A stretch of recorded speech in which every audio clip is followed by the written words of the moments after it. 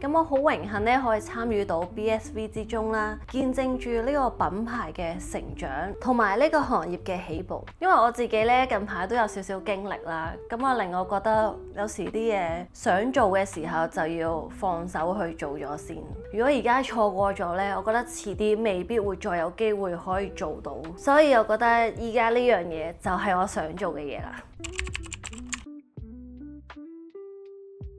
咁一個咧就會比較貼近翻我原本個人，即係比較鹹濕嘅痴女啦。咁另一個就係比較困難嘅角色，咁就係飾演一個單親媽媽嘅。咁我會點樣揣摩佢呢？即係如果我喺某一段經歷嘅時候，如果唔小心做咗單親媽媽嘅，我會去點樣？會有一個咩嘅心路歷程？嗰個心理狀態係點樣？我會自己去想像咯。咁同埋我都有睇咗一啲可能講關於單親媽媽嘅電影啊，去揣摩下佢哋個心理狀態啊，咁樣。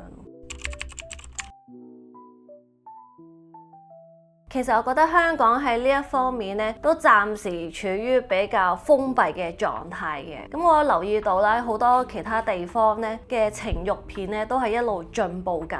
咁我好希望 BSV 咧係可以帶動到呢方面嘅發展啦，亦都可以做到呢一個行業嘅佼佼者。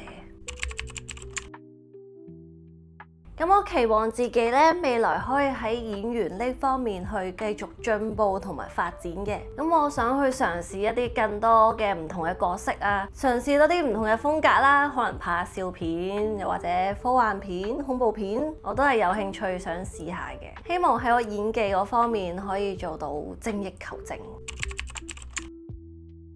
其實我覺得冇話付唔付出嘅，我只係想將件事盡我能力做到最好，無論係鑽研演技嗰方面啦，定係身材管理嗰方面，我會用我嘅方法去達到我想要嘅目標。只要呢件事咧係我想做嘅，同埋我覺得做咗出嚟係靚嘅，我就會盡我嘅全力去做咯。所以付唔付出，我覺得見仁見智咯，我只係盡全力啫。